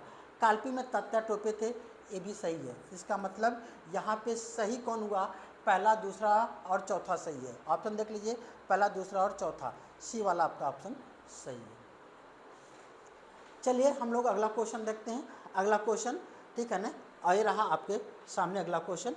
अगला क्वेश्चन है, ठीक है ना, कह रहा निम्न कथनों पर विचार कीजिए और उसी से क्वेश्चनों विचार करके इसका आंसर देना है। क्या कह रहा है? 1924 में लखनऊ में हिंदुस्तान रिपब्लिकन एसोसिएशन की स्थापना की गई थी। जी नहीं, लखनऊ में नहीं की गई थी, तो ये ऑप्शन हो गया गलत, ठीक है ना। तो कानपुर और दिल्ली, ये दो ही हिंदुस्तान रिपब्लिकन एसोसिएशन से संबंधित है, तो ये तो है ही नहीं है। काकोरी षड्यंत्र हिंदुस्तान रिपब्लिकन एसोसिएशन से जुड़ा था, ये बातें सही हैं। हिंदुस्तान रिपब्लिकन एसोसिएशन के जो सदस्य थे, इन्हीं लोगों ने, ठीक है ना, 9 अगस्त 1925 को, ठीक है ना, काकोरी कांड का अंजाम दिया था, जो लखनऊ के अन्य पास से काकोरी एक रेलवे स्टेशन भी है, तो वहाँ पे पड़ता है। अगला, हिंदुस्तान रिपब्लिकन एसोसिएशन का मुख्यालय आगरा में था। जी नहीं, इसका कोई अपना एक स्थिर मुख्यालय था ही नहीं। इसका मतलब ए भी गलत हो गया और ए भी गलत हो गया, तो केवल 2 वाला सही है। तो काकोरी षड्यंत्र हिंदुस्तान रिपब्लिकन एसोसिएशन से जुड़ा था, तो केवल इसमें देखिए, केवल 1, केवल 2, तो केवल 2 वाला सही है, ठीक है ना, केवल 2 वाला ऑप्शन इसमें सही है। चलिए अगला क्वेश्चन हम लोग देखते हैं। अगला क्वेश्चन ये रहा आपके सामने। अगला क्वेश्चन क्या है? निम्नलिखित कथनों पर विचार करें, है ना। यहाँ पे बाबा रामचंद्र है, ठीक है ना, तो यहाँ पे थोड़ा सा हमने सही करने के लिए दिया था, वो वाला इसमें सेट नहीं हो पाया, है ना। बाबा रामचंद्र ने वर्ष 1920 में लखनऊ में अवध किसान सभा का गठन किया था। बाबा रामचंद्र ने, ठीक है ना, 1920 में अवध किसान सभा का गठन तो किया था, ये बातें तो सही हैं, लेकिन ये लखनऊ में नहीं किया था। इसका गठन इन्होंने प्रतापगढ़ में किया था। कहाँ पे? प्रतापगढ़, प्रतापगढ़ में किया था। इसका मतलब ये क्वेश्चन का ऑप्शन क्या हो गया? गलत हो गया, ठीक है ना। फिर ये वाला गलत हो गया। दूसरा क्या है? मदारी पासी के नेतृत्व में वर्ष 1921 में बहराइच हरदोई में एक आंदोलन की शुरुआत की गई, ये सही है। ये मदारी पासी, ध्यान रखिएगा, मदारी पासी के नेतृत्व में, ठीक है ना, एक आंदोलन चलाया गया था 1921 में, और ये ध्यान रखिएगा असहयोग आंदोलन के समय चलाया जाने वाला यह आंदोलन था। इसे असहयोग आंदोलन का एक कंपोनेंट माना जाता है। किसको? एक आंदोलन को, ठीक है ना। ये कहाँ पे चला गया था? तो ध्यान रखिएगा, ये बहराइच में भी था, और ये हरदोई में भी था, और ये सीतापुर में भी था। सीतापुर में कभी क्वेश्चन पूछा जा सकता है कि एका आंदोलन निम्नलिखित में से किस जिले में नहीं संचालित किया गया था? तो इन तीनों जिलों को ध्यान रखेगा, बहराइच, हरदोई और सीतापुर, ठीक है ना, ये तीनों जिले आपस में लगे हुए हैं, ठीक है ना। चलिए आगे देख लेते हैं। तो इसमें कह रहा है कि कौन सा सही है, तो केवल 2 सही है, तो केवल ये 2 वाला ऑप्शन सही होगा। चलिए अगला क्वेश्चन हम लोग देखते हैं, ये रहा आपके सामने। अगला क्वेश्चन है, निम्नलिखित, है ना, थोड़ा सा हम इसको छोटा कर लेते हैं, ठीक है ना। कह रहा है निम्नलिखित में से सही युग्म का चयन करें। सही युग्म आपको बताना है, मतलब जो सही सुमेलित है, कौन कौन सा सुमेलित है। प्रयागराज, प्रयागराज में 1988 में जो भारतीय राष्ट्रीय कांग्रेस का अधिवेशन हुआ था, उसके अध्यक्ष, कांग्रेस के अधिवेशन और उसके अध्यक्ष दिया था। ध्यान रखिएगा, ये प्रयागराज में 1988 में जब हुआ था, तो बदरुद्दीन तैयब जी नहीं थे, ये बल्कि कौन थे? जॉर्ज यूल थे। जॉर्ज यूल, ये प्रथम यूरोपी कह सकते हैं, या प्रथम अंग्रेज भी कह सकते हैं, जो भारतीय राष्ट्रीय कांग्रेस के एक क्या बने? अध्यक्ष बने, ठीक है ना। तो जॉर्ज यूल, और ध्यान रखें बदरुद्दीन तैयब जी, ये 1887 में ये मद्रास में बने थे। ये कहाँ पे? ये तीसरा अधिवेशन था, है ना, तीसरा अधिवेशन कब? 1887 में कहाँ पे? मद्रास में। ये बदरुद्दीन तैयब जी। और ध्यान रखिएगा, बदरुद्दीन तैयब जी भारतीय राष्ट्रीय कांग्रेस के प्रथम मुस्लिम अध्यक्ष थे, ये भी पूछा गया है। तो ये प्रथम मुस्लिम अध्यक्ष थे, इनको भी ध्यान रखिएगा। चलिए, फिर दिया है लखनऊ में 1999 में रोमेश चंद्र दत्त ने इसकी अध्यक्षता की थी, ठीक है ना, ये भी सही है। 1999 रोमेश चंद्र दत्त ने इसकी अध्यक्षता की थी। बनारस में मदन मोहन मालवीय, ध्यान रखिएगा, ये सही हो गया। बनारस में मदन मोहन मालवीय ने, ठीक है ना। धन 1905 में मदन मोहन मालवीय नहीं, बल्कि कौन थे, ये तो गलत है, कौन थे, सही आंसर होगा, ठीक है ना, जो गोपाल कृष्ण गोखले, महात्मा गांधी के राजनीतिक गुरु, उदारवादी नेता थे। तो ये भी ऑप्शन गलत हो गया। कानपुर में 1925 में सरोजिनी नायडू ने किया था, ये भी सही हो गया। इसका मतलब दो सही है, 2 वाला और 4 वाला, 2 और 4 वाला ऑप्शन ये रहा आपके सामने, बी वाला ऑप्शन सही होगा, 2 और 4। मदन मोहन मालवीय, ध्यान रखिएगा, ये जो है बनारस में जो BHU है यूनिवर्सिटी, इसके संस्थापक थे। इन्होंने भी स्वतंत्रता संग्राम में, ठीक है ना, एक उदारवादी नेता के ही रूप में इन्होंने काम किया, कई काम किए। लेकिन बनारस में 1905 में जो इसका अधिवेशन हुआ, तो मदन मोहन मालवीय ने नहीं किया था, बल्कि गोपाल कृष्ण गोखले ने किया था 1905 में। ये वही दौर है 1905 में जब बंगाल का विभाजन हुआ था, ठीक है ना, लॉर्ड कर्जन के समय में। चलिए, अगला क्वेश्चन हम लोग देखते हैं, ये रहा आपके सामने अगला क्वेश्चन, ठीक है ना। अगला क्वेश्चन है, वर्ष 1923 में मोतीलाल नेहरू ने किसके साथ मिलकर स्वराज पार्टी की स्थापना की थी? ध्यान रखिएगा, 1 जनवरी 1923 को, ठीक है ना, स्वराज पार्टी की स्थापना की गई थी। इसे कांग्रेस खिलाफत स्वराज पार्टी कहा गया है। दरअसल में जब महात्मा गांधी ने जो है असहयोग आंदोलन को वापस ले लिया था 1922 में, तो उसी के विरोध के कारण बहुत से लोगों ने भारतीय राष्ट्रीय कांग्रेस को छोड़ करके एक नई पार्टी का गठन किया था। और ध्यान रखें, इसके जो मुख्य किरदार निभाने वाले थे, ये मोतीलाल नेहरू थे, मोतीलाल नेहरू। और इन्होंने जो है कहाँ पे किया था, ध्यान रखिएगा, प्रयागराज में। प्रयागराज में ये स्वराज पार्टी की स्थापना की गई थी। और इसके जो अध्यक्ष थे, चेयरमैन थे, वो चित्तरंजन दास थे। चित्तरंजन दास इसके क्या बने थे, अध्यक्ष थे। और मोतीलाल नेहरू क्या थे, ये महासचिव थे, ठीक है ना। महासचिव कौन थे, मोतीलाल नेहरू। और चित्तरंजन दास इसके क्या बनाए गए थे, अध्यक्ष थे। तो इनके साथ मिलकर के इन्होंने क्या किया था, प्रयागराज में स्वराज पार्टी की स्थापना की थी। चलिए, हम लोग देखते हैं अगला क्वेश्चन। अगला क्वेश्चन ये रहा आपके सामने, आप लोगों को पढ़ना है क्वेश्चन को और सही से आंसर देना है। चलिए, ठीक है ना। एक कहा गया यहाँ पे, यानी उत्तर प्रदेश में एक जिला एक उत्पाद के संदर्भ में निम्नलिखित में से सही युग्म का चयन करना है, ठीक है ना। एक जिला एक उत्पाद, ठीक है ना, एक जिला एक उत्पाद योजना की शुरुआत 24 जनवरी 1918 को उत्तर प्रदेश में की गई थी। एक जिला एक उत्पाद कार्यक्रम का मूल अवधारणा जापान सरकार की है, जिसे 1969 में आरंभ किया गया था। बेरोजगारी में वृद्धि और उत्पादकों के जिले स्तर पर पहचान करना, इसका जो मुख्य उद्देश्य है, ये क्या है, ठीक है ना। ये ध्यान रखिए, एक जिला एक उत्पाद योजना ये उत्तर प्रदेश राज्य सरकार के द्वारा चलाया गया था, ठीक है ना। इसमें सही क्या है, इसमें जो सही है वो पहला और दूसरा ये सही है। अन्य एक जिला के उत्पाद योजना की शुरुआत कब की गई थी, 2018 में की गई थी, 24 जनवरी 2018 को, ठीक है ना। उत्तर प्रदेश की स्थापना दिवस के अवसर पर इसको किया गया था। एक जिला एक उत्पाद योजना कार्यक्रम की मूल अवधारणा जापान सरकार की है, जिसे 1979 में उन्होंने लागू किया गया था। तो बहुत अच्छी बात है, ठीक है ना। तो इसको ध्यान रखें, ए वाला सही है, ए वाला सही है, ए वाला और ए उत्पाद के जिले के स्तर पर पहचान करना था। पहचान ही करना नहीं है, बल्कि उसकी पहचान करके उसको प्रोडक्शन को बढ़ाना है, पहचान ही करना नहीं, प्रोडक्शन को बढ़ाना है। तो ए आपको 1 और 2 वाला ऑप्शन आपका सही होगा। चलिए, अगला क्वेश्चन हम लोग देखते हैं, ये रहा आपके सामने। क्या है, क्या है जो है, सातवाहन वंश के संदर्भ में लिखित कथनों पर कौन सा कथन असत्य है? सातवाहन वंश के संदर्भ में निम्नलिखित कथनों में कौन सा कथन असत्य है? ठीक है ना, कौन सा कथन सत्य है। चलिए हम लोग इस क्वेश्चन का आंसर देखते हैं।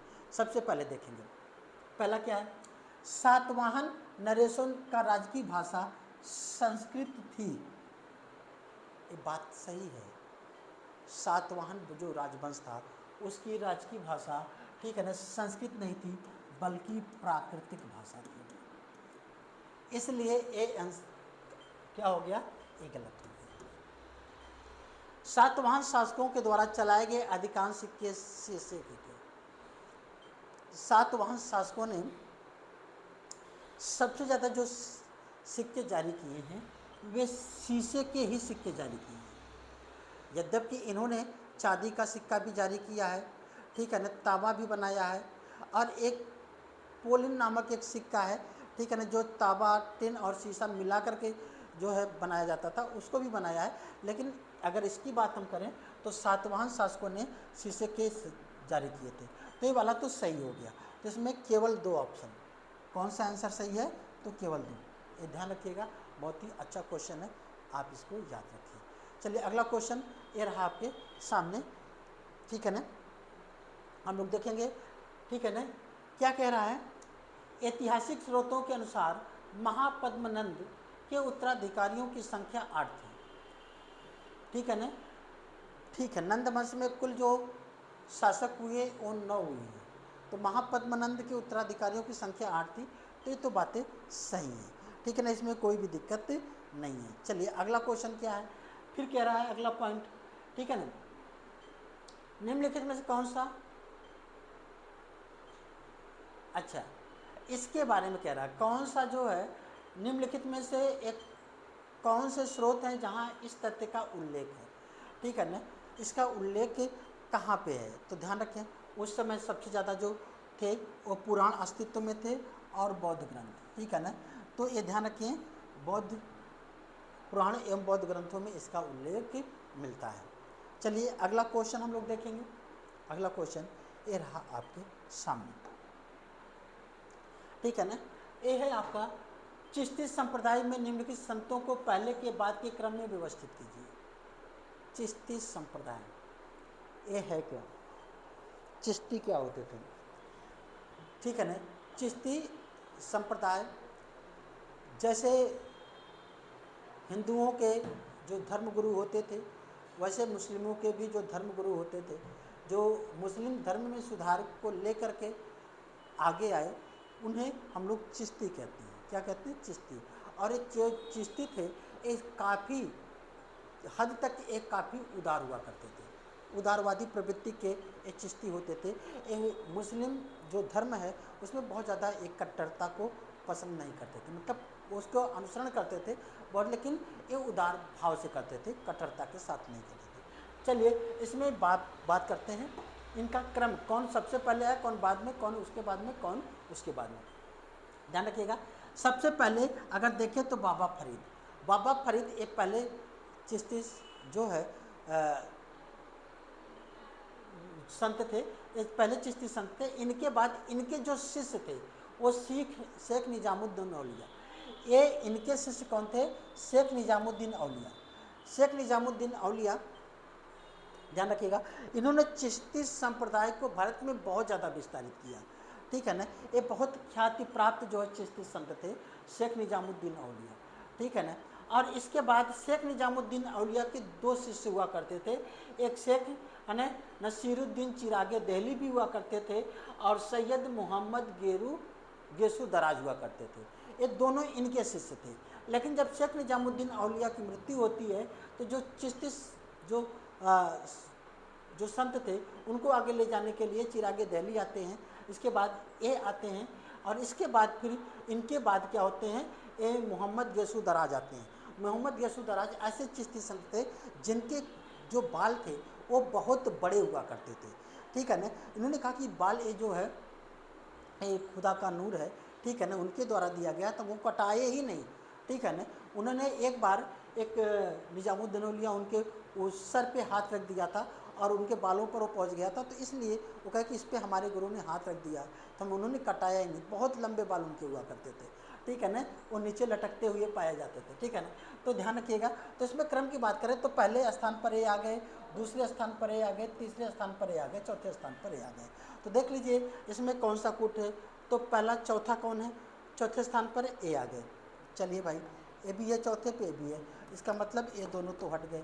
दूसरे स्थान पर कौन है, 2, इसमें देखिएगा 2 कौन है, यहाँ पे 3 है, ये तो गलत हो गया। बस इसी के आधार पर आप लगा सकते हैं। तीसरा क्या है, तो यहाँ पे देखिए तीसरे स्थान पर कौन है, ठीक है ना, जो यहाँ पे सी है, यहाँ पे ए हो गया, चौथे स्थान पर हो गए, ठीक है ना। और इसके बाद दूसरे स्थान पर कौन है, शेख हैं, ये दूसरे स्थान पर हो गए। फिर इसके बाद तीसरे स्थान पर कौन है, एक वाला, ए वाला हो गया, और फिर ये चौथे, ठीक है ना। चलिए तो ए वाला आपका आंसर, आपका बी वाला सही होगा। चलिए अगला क्वेश्चन आप लोग देखिए। अगला क्वेश्चन क्या है, आपके सामने ए है, ठीक है ना। अगला क्वेश्चन ये रहा आपके सामने, ठीक है ना। सूची 1 को सूची 2 के साथ क्या करना है, सुमेलित करना है, ठीक है ना। सुमेलित करके इसका आंसर देना है आपको, ठीक है ना। कह रहा है गाथा सप्तशती, इसके लेखक कौन थे, है ना, लेखक और उसके कातंत्र के लेखक कौन थे, ठीक है ना, बृहद कथा के कौन थे, और चारुदत्ता के लेखक कौन थे। ये मिलाने के लिए आपको आएगा, ठीक है ना।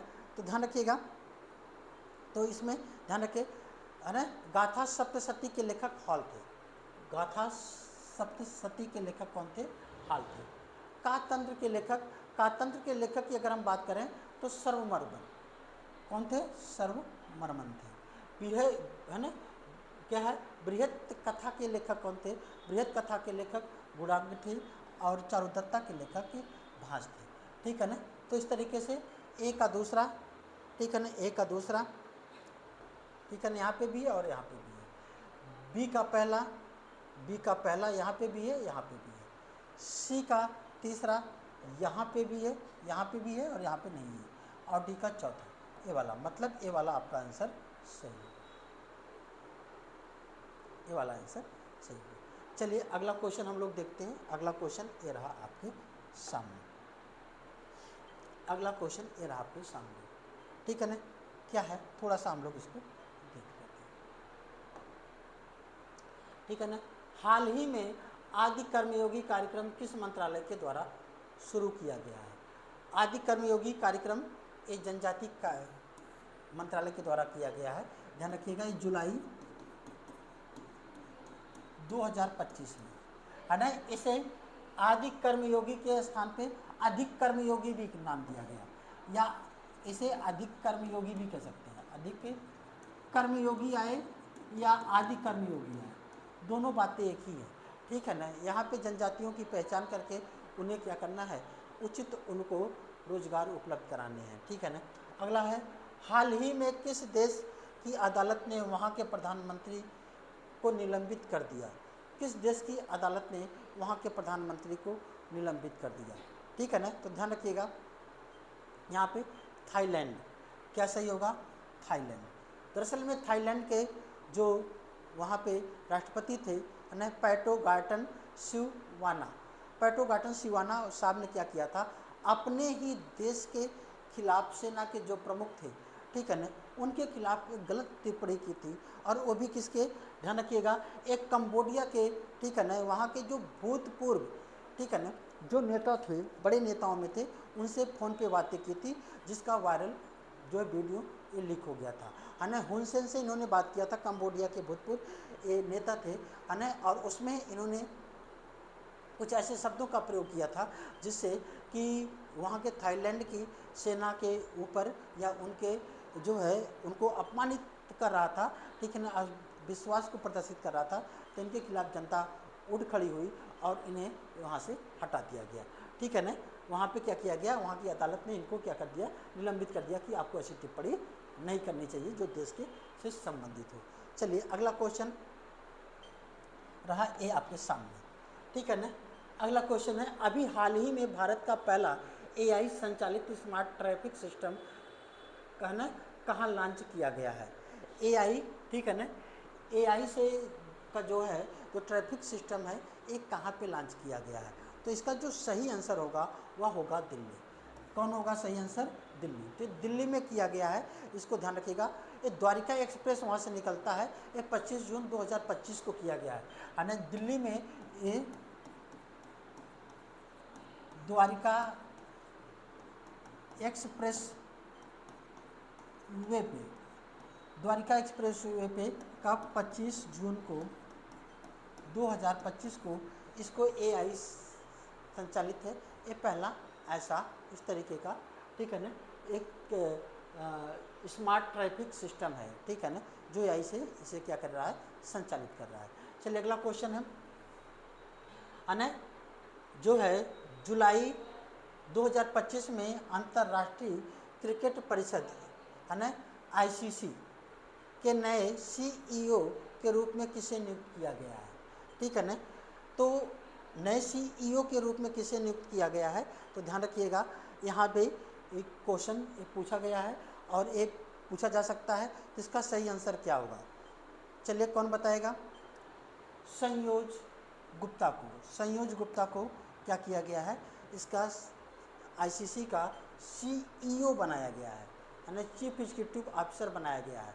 कब? 7 जुलाई 2015 को इन्हें कब बनाया गया है, 7 जुलाई, टाइम नहीं पूछेगा किससे बनाया गया है, तो 2025 को, ध्यान रखिएगा।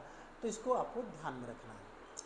चलिए आगे रहा अगला क्वेश्चन, ये रहा आपके सामने अगला क्वेश्चन है, ठीक है ना। अगला क्वेश्चन है, अभी हाल ही में इंडोनेशिया को औपचारिक रूप से किस शिखर सम्मेलन के दौरान ब्रिक्स के पूर्ण सदस्य के रूप में शामिल किया गया है।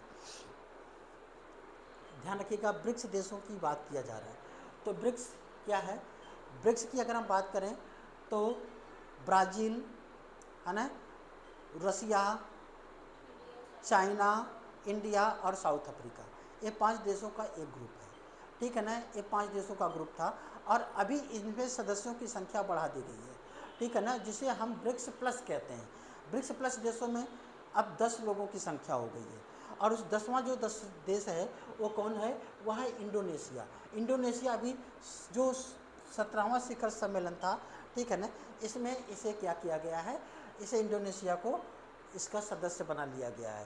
ध्यान रखिएगा 18वां शिखर सम्मेलन ब्रिक्स का ये भारत में होने वाला है, ये 2026 में होगा, ये 2026 में होगा, ठीक है ना।